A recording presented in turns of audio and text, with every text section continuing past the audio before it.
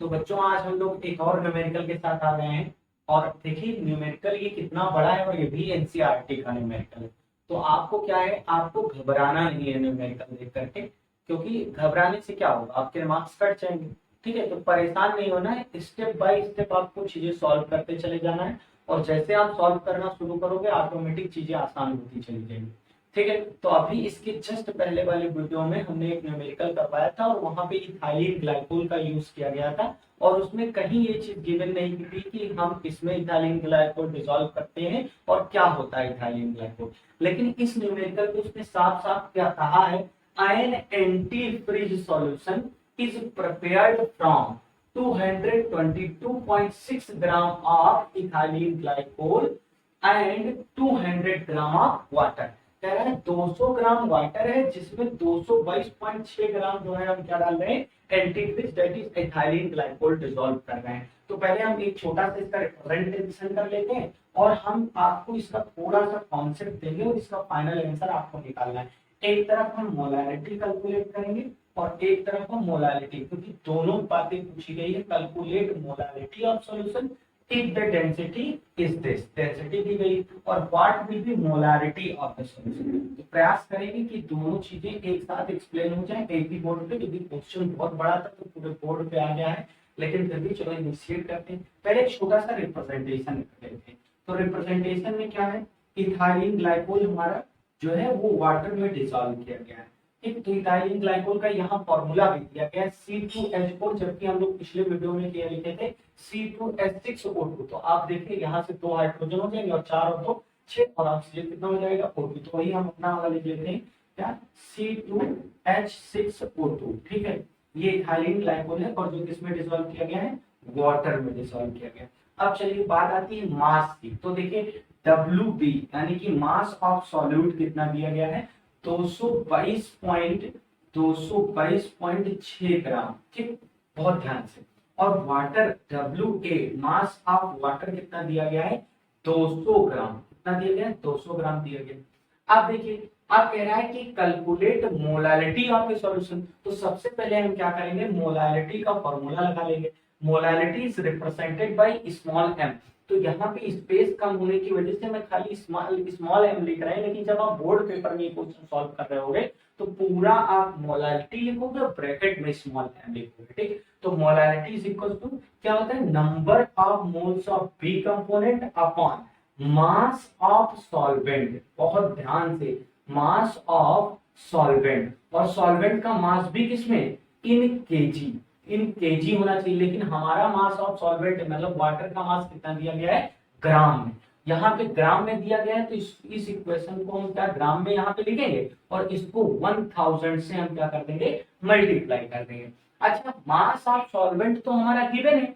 Main task हमारा क्या है कि नंबर ऑफ मोल्स हम निकाल लें और हम ऊपर नंबर ऑफ मोल्स रख देंगे, मास ऑफ सॉल्वेंट जो गिवन है उससे डिवाइड कर देंगे, हमारा सीधा आंसर आ जाएगा।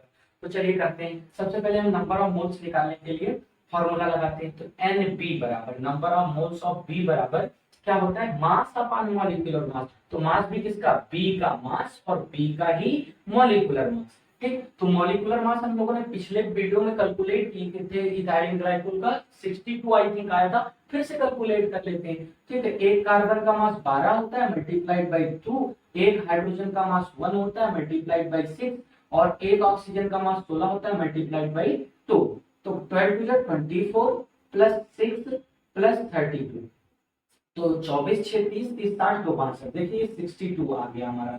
ठीक, अच्छा मास भी गिवन है और मॉलिक्यूलर मास गिवन है, तो हम यहाँ से क्या निकाल लेंगे, नंबर ऑफ मोल्स। तो मास कितना है, 222.6 222.6 अपॉन मॉलिक्यूलर मास कितना दिया गया है, 62। ठीक है, जब आप इसको डिवाइड करोगे तो आपका जो नंबर ऑफ मोल्स आएगा वो नियर अबाउट आएगा 3 पॉइंट, नीचे लिख देते हैं, नीचे लिख देते हैं, NB बराबर आएगा 3.59 मोल। ठीक, ये आ गया हमारा number of moles of B. ठीक, ये आ गया, बहुत ध्यान से। अब इसके बाद हम वापस से मोलैलिटी के फॉर्मूले पे चलते हैं। तो क्या है, small m is equal to number of moles of B. तो क्या आया है, 3.59 मोल। ठीक, अच्छा अब देखिए मास ऑफ सॉल्वेंट हमारा साफ साफ कितना गिवन है 200 ग्राम। ठीक है, तो 200 ग्राम में लिखेंगे और इनटू हम किससे कर देंगे 1000 से। 2 जीरो से 2 जीरो स्वाहा। अब इसको क्या करेंगे 200 2 5 10। अब जब आप इसको 5 से मल्टीप्लाई करोगे तो वैसे तो मैं यही बोल देता हूँ जो मल्टी कैलकुलेशन वाला पार्ट होता है कि उसे आप करके कमेंट बॉक्स में करिए, लेकिन मैं यहाँ पे कर देता हूँ, छोटा सा है थोड़ा सा। तो small m is equal to 9 5 45 का 5 कैरी आया 4, 5 5 25 और 4 29 कैरी आया 2, 5 3 15 और 2 17। 2 डिजिट के बाद डेसिमल है तो हम लगा दिया और इसको आप सीधे क्या लिखेंगे मोल। ये तो हो गया मोल और ये केजी में कन्वर्ट हो गया, उसकी यूनिट होती है तो मोल केजी इनवर्स। ठीक है, तो क्या हो जाएगा मोल केजी इनवर्स, केजी इनवर्स। बहुत सही, ये कितना आ गया 17.95। बहुत सही, तो हमने मोलालिटी कैलकुलेट कर लिया, मतलब फर्स्ट टास्क इज कंप्लीटेड। अच्छा आपने देखा कि कहीं भी हमने अभी डेंसिटी का यूज नहीं किया है, हो सकता है आगे चल के डेंसिटी का यूज हो मोलारिटी में। तो चलिए अब हमारा नेक्स्ट टास्क है मोलारिटी। तो मोलारिटी को किससे रिप्रेजेंट करते हैं कैपिटल एम से, और मोलारिटी का फॉर्मूला क्या होता है नंबर ऑफ मोल्स। मोल्स यहाँ इससे थोड़ा ज्यादा पूरा लिखिए, number of moles of component B that is ethylene glycol. तो बहुत इजी, नंबर ऑफ मोल्स तो अभी हमने निकाला है, मतलब ये भी निकालने की जरूरत नहीं है।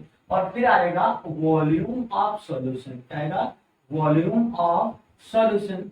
ठीक है, volume of solution in litre. पर इतना पक्का है कि हमारा जो डेंसिटी वो ग्राम ml इनवर्स में है, तो जब हम डेंसिटी का यूज करेंगे तो हमारा वॉल्यूम ml में आने वाला है। तो ml में आने वाला है हमें पता है, तो इनटू हम क्या करेंगे 1000 करेंगे ही करेंगे।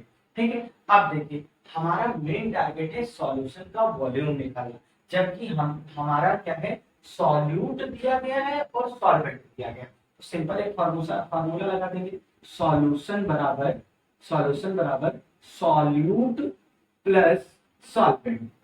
इससे क्या आएगा, इससे मास आएगा, सॉल्यूशन का मास आएगा, अभी वॉल्यूम नहीं आएगा, अभी सॉल्यूशन का मास निकालेंगे।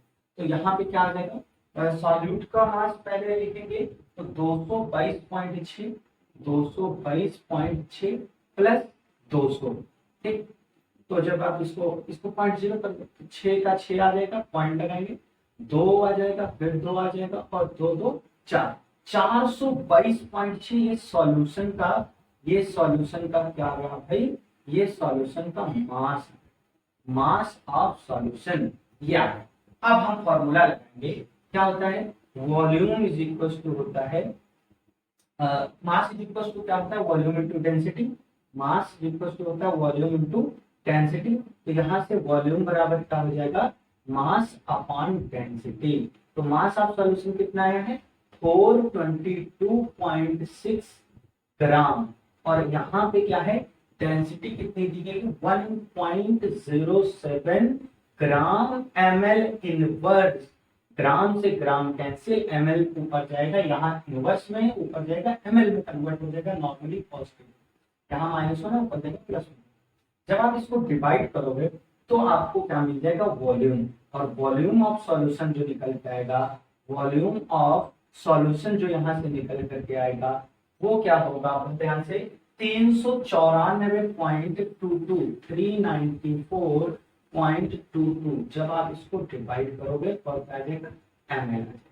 तो हमने क्या निकाल लिया यहाँ से वॉल्यूम ऑफ सॉल्यूशन निकाल लिया। आप डिवाइड करके देखिएगा आपको आंसर मिलेगा। ठीक, जैसे आपने डिवाइड कर लिया और वॉल्यूम निकाल लिया, ठीक है वॉल्यूम निकाल लिया, तुरंत आपको फॉर्मूला किसका अप्लाई कर देना है मोलैरिटी का, क्योंकि आपके पास क्या क्या अवेलेबल है अब वॉल्यूम अवेलेबल है सॉल्यूशन का, और प्लस नंबर ऑफ मोल्स हम लोग मोलैरिटी वाले क्वेश्चन में निकाले थे।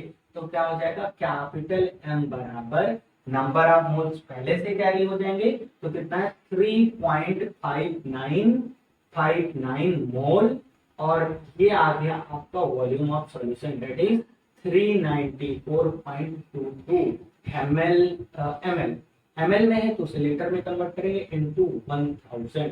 इसको आप सॉल्व करेंगे, जो भी आपका आंसर आएगा उसको आप जब भी वीडियो देख रहे हैं कमेंट बॉक्स में आप पिन जो है कमेंट करेंगे इसको कैलकुलेट।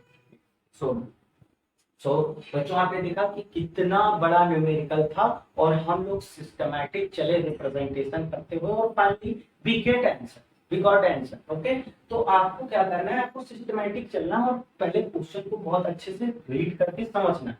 आप ऐसा नहीं, बोर्ड एग्जाम कोई कॉम्पिटेटिव एग्जाम है जो वहां पे आपके पास टाइम नहीं रहता, 3 घंटे का टाइम रहता है और अगर आपके पास टाइम मैनेजमेंट है तो आप नियर अबाउट 2 to 3 मिनट एक क्वेश्चन को दे सकते हो, 2 मिनट लगभग इस क्वेश्चन को आप न्यूमेरिकल को दे सकते हो। सो बी केयरफुल, आप हमारे साथ जुड़िए, आपको मैं न्यूमेरिकल करना सिखाऊंगा और कैसे आराम से न्यूमेरिकल लगते हैं वो आपको मैं सिखाऊंगा।